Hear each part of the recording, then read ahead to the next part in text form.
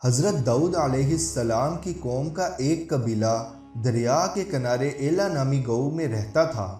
ان کی تعداد تقریباً 70,000 تھی۔ وہ خوشگوار زندگی گزار رہے تھے۔ ان کو اللہ کی ہزاروں نعمتیں حاصل تھیں۔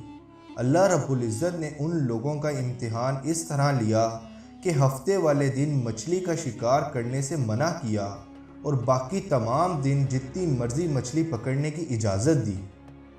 وہ لوگ جب باقی دن مچھلی کا شکار کرتے تو کافی کم تعداد میں مچھلیاں ان کے ہاتھ آتی۔ اللہ کے حکم سے ان کی آزمائش کے لیے مچھلیاں ہفتے والے دن ساحل پر بڑی تعداد میں موجود رہتیں اور باقی دن دریا کی گہرائی میں چلی جاتیں۔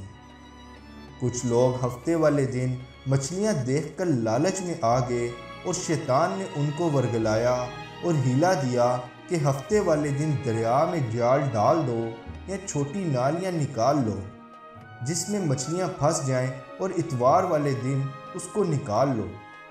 اس طرح ہفتے کے دن کی بھی حرمت قائم رہے گی اور مچھلیاں بھی ہاتھ آ جائیں گی۔ ان لوگوں نے اس شیطانی ہیلے پر عمل شروع کر دیا۔ کچھ نیک لوگوں نے ان کو سمجھایا اور خبردار کیا کہ یہ اللہ کی نافرمانی ہے، کیوں اللہ کے عذاب کو دعوت دیتے ہو؟ یہ شکار جو تم کر رہے ہو یہ ہفتے کے دن کا ہے۔ لیکن وہ لوگ ڈھٹائی سے اپنے اس گناہ پر قائم رہے۔ اب اس بستی میں 3 گروہ بن گئے۔ ایک وہ نیک لوگ جو اس نافرمانی سے ان کو روکتے تھے، دوسرے وہ جو ان نافرمانوں سے نفرت رکھتے تھے، اور تیسرے یہ نافرمان لوگ جن کی تعداد تقریباً 12,000 تھی۔ پھر نیک لوگوں نے بستی کے بیچ میں ایک دیوار کھڑی کر دی اور نافرمانوں سے الگ ہو گئے۔ ایک روز جب صبح ہوئی تو نیک لوگوں کو دیوار کی دوسری طرف سے کوئی انسانی آواز نہ آئی۔ جب انہوں نے دیوار کی دوسری طرف دیکھا تو تمام نافرمان بندر بن چکے تھے۔ ان کی شکلیں بگڑ گئی تھیں۔ نیک لوگوں نے اپنے اپنے رشتہ دار ان کے کپڑوں سے پہچانے۔ وہ زارو قطار روتے تھے۔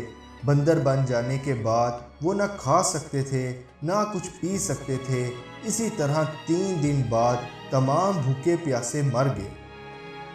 سورۃ بقرہ کی آیت نمبر 65 میں اللہ رب العزت فرماتے ہیں وَلَقَدْ عَلِمْتُمُ الَّذِينَ اعْتَدَوْا مِنْكُمْ فِي السَّبْتِ فَقُلْنَا لَهُمْ كُونُوا قِرَدَةً خَاسِئِينَ، اور یقیناً تمہیں ان لوگوں کا بھی علم ہے جو تم میں سے ہفتے کے بارے میں حد سے تجاوز کر گئے، اور ہم نے بھی کہہ دیا کہ تم ذلیل بندر بن جاؤ۔